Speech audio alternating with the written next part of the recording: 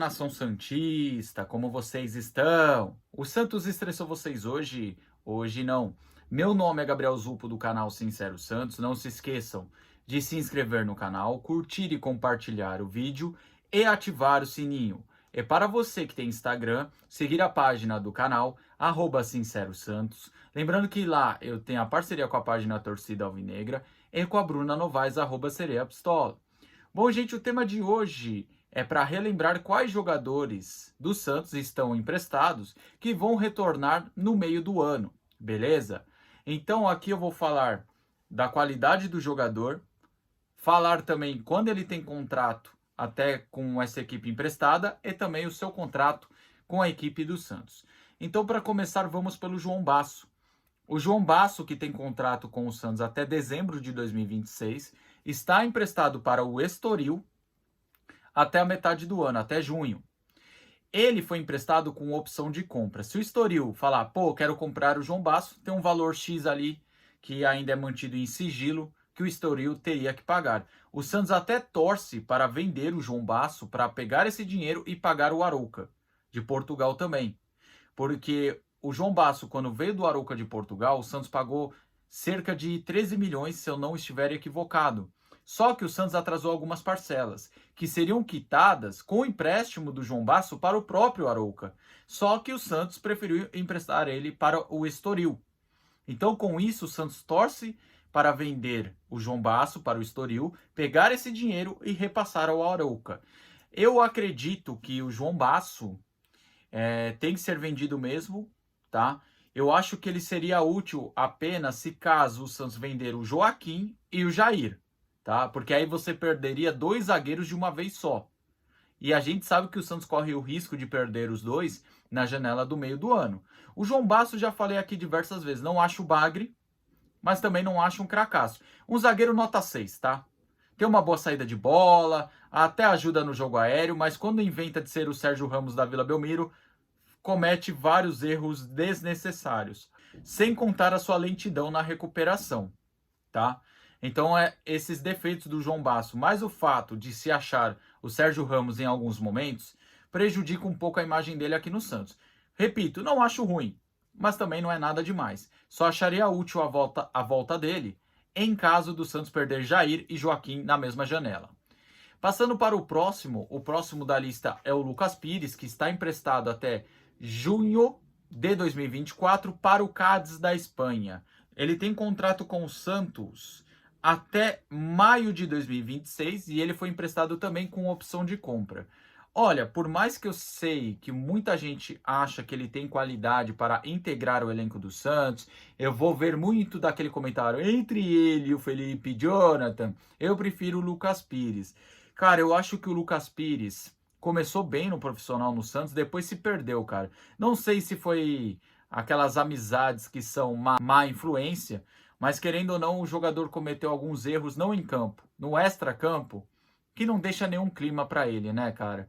Eu acho que aquele fato do Santos ter perdido um clássico, entrado na zona de rebaixamento e o cara estar na balada às 5 da manhã com treino às 9, prejudica toda a imagem dele. Então acho que seria bom para ele, para o Santos, que ele não ficasse aqui. Se caso o Cádiz não querer comprar o jogador, acha outro destino. Mas também não duvido que ele fique porque o Carille gostava do jogador, né? Mas enfim, eu não ficaria com o Lucas Pires por causa da sua imagem arranhada aqui no clube e também o fato que não teria clima para ele jogar aqui, né, gente? Pelo menos eu vejo dessa maneira. E sua qualidade técnica também é um pouco questionável. Passando para o próximo, esse eu tenho certeza que ninguém vai querer de volta, que é o Natan, que está emprestado ao Famalicão de Portugal. O Natan tem contrato com o Santos até dezembro de 2026, valeu Dracena, e está emprestado com opção de compra. Esse também eu torço para que o Santos consiga vender ele para o Famalicão. O Santos pagou uma nota nele, se eu não me engano, coisa de 13 milhões, sabe? O Natan até parecia ser melhor que o Auro, mas ele conseguiu ser pior que o Auro. Duas indicações ali do Dracena. Então, assim, eu acredito que o Natan é um jogador que até com a bola no pé tem alguma qualidade e tudo mais na questão de ir para cima, sabe? Questão de dar drible e tudo mais. Mas um lateral que não sabe cruzar, um lateral que não sabe marcar, Meu amigo, esse cara não é lateral. Ele prefere ser popstar do que jogador.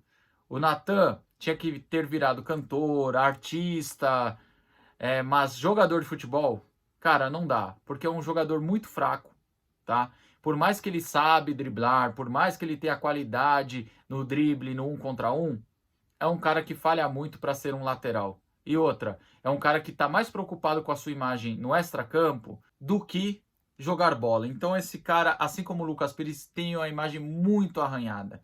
A única diferença entre os dois é que o Lucas Pires eu vejo um potencial técnico maior.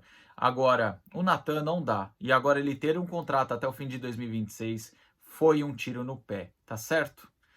Bom, passando para o próximo, tem o zagueiro Jonathan, que tem um contrato de empréstimo com Água Santa até o mês de abril, tá?